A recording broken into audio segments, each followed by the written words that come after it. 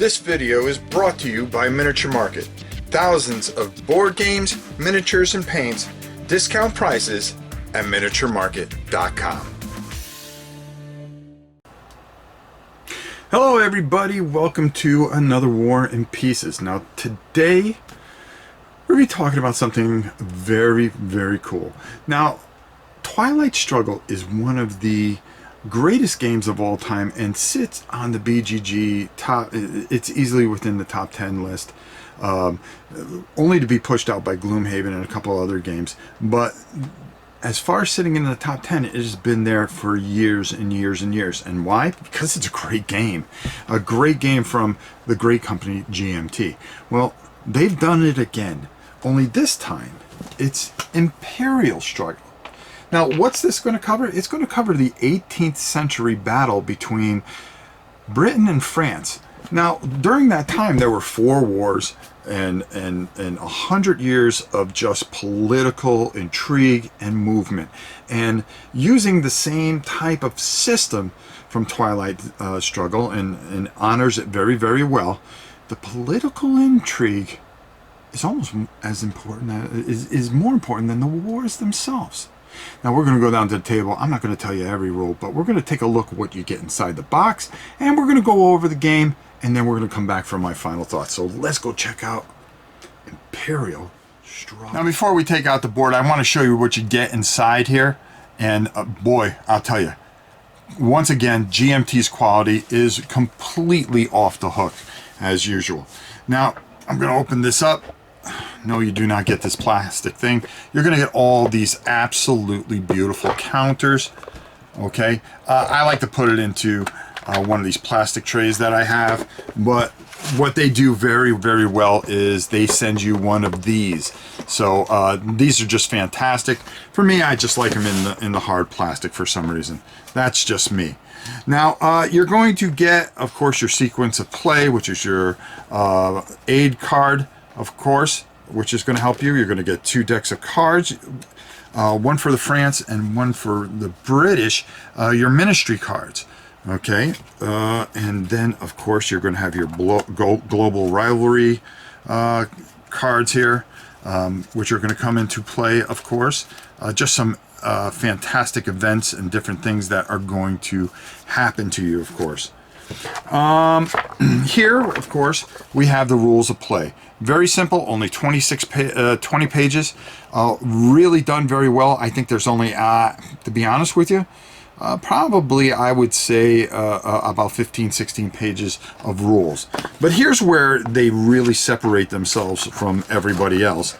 And that's giving you this playbook, which is going to give you a complete, first of all, the historical background, which I love. The designer notes, okay?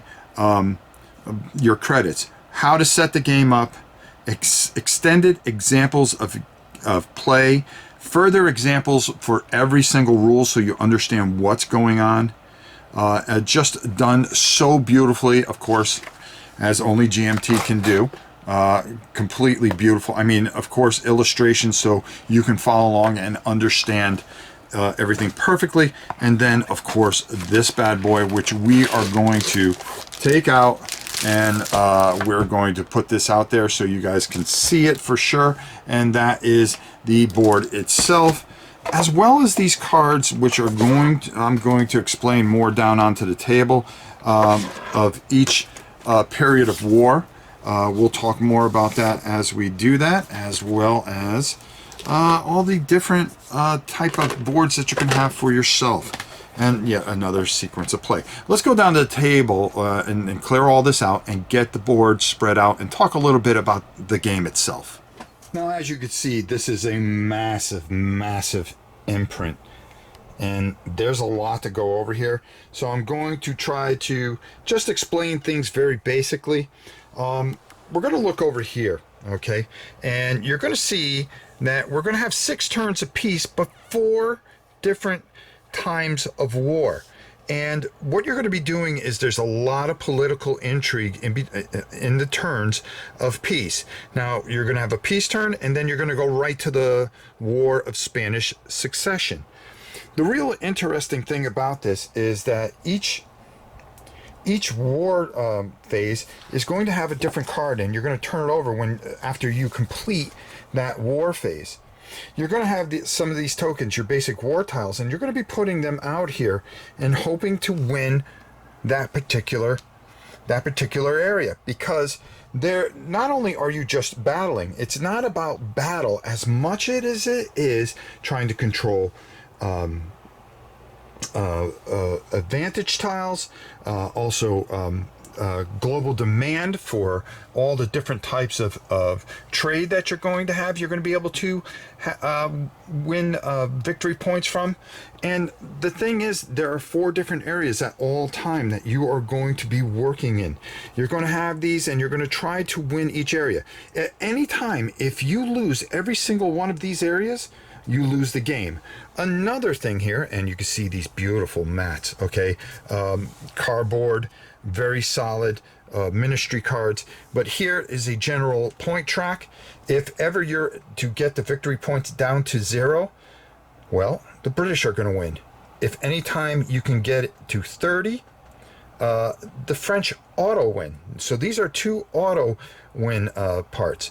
You're going to start here with 6 victory points. If the game ends, the starting victory points always start at 15. At the end of the game, if it ends a tie in 15, the winner by history is the British, because historically they had won. Now you're going to cover all these different types of war times. You're going to go from the War of the Spanish Succession, the Australian Succession, 7 Years' War, and all the way up to the America War of Independence. So, this takes you from 1697 all the way to 1783, which is just unbelievable. Well, actually, 1789, excuse me.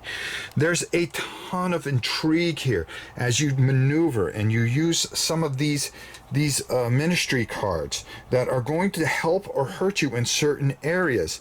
You're going to play 2 cards here, and during your turn, you're going to use those. There's also an event deck that can change everything that you have. Your investment tiles. There's going to be a bunch of different investment tiles where you are going to try to capture and win each area and increase or decrease the French's victory points by winning out and overdoing things.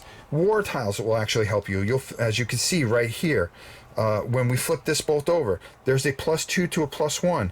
The margin of victory is 1. The winner will get 2 VP. So guess what? The French would, if they were winning, they would be at 17 for just winning Central Europe. So there's a lot that goes on and a lot of intrigue. There's different counters that you're going to have for each time period. So as you can see on the back here, it says WSSS. So when we go on to the next war phase, after a couple of peace turns, it will be it'll be the Australian War, actually, excuse me, War of the Australian Succession. So you're going to get a whole bunch of different counters that you're going to be using, and you have to decide here. And this is part of the intrigue and the beauty of this fantastic game. What are you willing to lose, and what are you willing to fight for? And the things that you fight for, is it the same thing that the other side wants? And how are you going to manipulate it where you're going to come out of here with the points that you need? And that's how the war part really is intriguing. And then, of course, you have each one of these different areas. Let me move this card out of the way, of course. That, as you can see, there are different types of textiles that you're going to want to claim during the peace times, because there's always a political struggle going on. Maybe you need certain, you're going to pull randomly different types of commodities, and those are going to be the hot commodities in global demand for that turn. You may not have control of those particular commodities at that particular peace turn, and that is going to cause you to have to react in certain ways, not to lose a certain area, but also Where are you politically making alliances in Europe? Where are you working certain things to generate and win this section? There's a lot of going on, a lot of intrigue, and a lot of beauty that goes into this fantastic, wonderful experience. And let's also mention this absolutely phenomenal playbook, which will walk you through. I mean, this is just phenomenal. First of all, shows you how to set up the game. Okay, how you properly to set up the game. Beautifully illustrated, fantastic quality. And then examples of play, like we were talking about, the investment tiles. How do you attribute and get victory points from investments? Okay, the war phase, the global demand. It gives you a play-by-play and how to play your cards, how to deal and work through each section. As you can see, the different types of techniques, and it walks you through the entire game, which is absolutely fantastic and makes learning this so much easier. And it really just does a wonderful job of getting you up and running quickly. Now let's look at, well, the sequence of play, which is going to tell you how to do things, how you're going to have to decide, and like I said, the global demand, which is very important in the peace phase. Okay, reset fail, dealing your cards, using your ministry cards, your initiative phase. If any time that the British are over 15, if the victory points are plus 15, the British will get initiative. If they are less than 15, France will get initiative. Your action phase, where you're going to have 4 actions that you have to make sure that you use every bit of those actions. Discard any treaty points, which is another section which is absolutely just so much to explain, as we're trying to squeeze this all into one video. Resolve any remaining powers. Scoring phase. Now this is where you're going to score for these different areas. Okay, then you're going to have a victory check. Like I said, if one player has won all 4 awards and the prestige bonus and all 3 global demand commodities, that player wins the game. Otherwise, check for VP total and continue the game if neither player has won. And then at the end, if you're able to make it to turn 6, it's going to be final scoring. And then if it is, like I said, if it is a tie, the British win. If it is less than 15, then the French will win. If it's more than 15, the British win less than 15, French win more than 15. And then, of course, those in-between phases with the war resolution. Okay, which is just unbelievable. War resolution phase, victory check phase. If either player has won every theater of war, that means if you lost war in every single phase, okay, meaning each one of these phases, if you lost in every single phase, you lose the game automatically. There is such a layer of depth to this that is just absolutely fantastic and brings you that feel of Twilight Struggle, but during probably one of the most important times of all, when these 2 powers, France and Britain, went at it for 100 years. Fantastic. Let's go up top and get my final thoughts. I'm even going to take my glasses off for this one. Okay, listen. This to me is very close to being the game of the year as far as I'm concerned. This takes Twilight Struggle and just it brings it. Twilight Struggle was a great bridge game where anybody can play it, basically. Your Euro gamers, your board gamers, because of the intrigue and how beautiful it is. This kind of where Twilight Struggle sat in the middle between war game and board game. This kind of just goes this way just a little bit more to the intrigue of the war gamer, because this is an interesting and fascinating period of time. This beautifully done, and the thing that GMT does that's so great is the quality of the components help build the theme. I mean, you look at that board and you feel when you're playing either side that's who you are.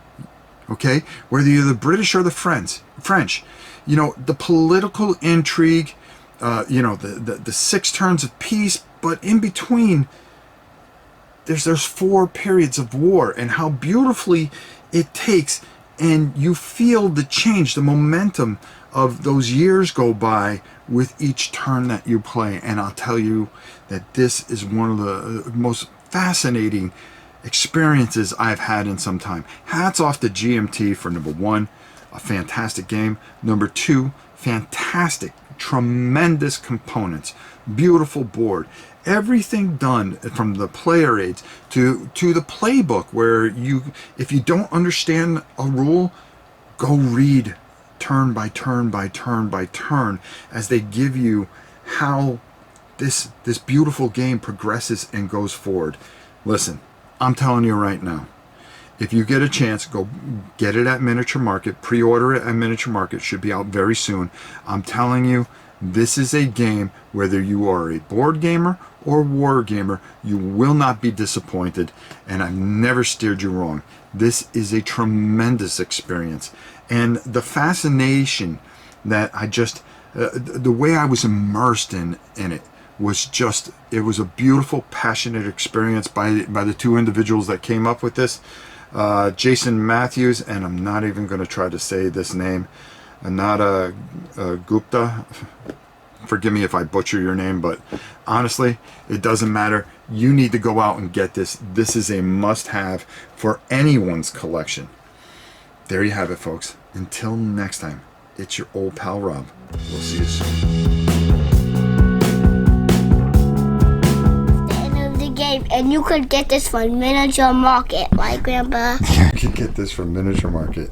That's right. Yeah, everything you need. Bye.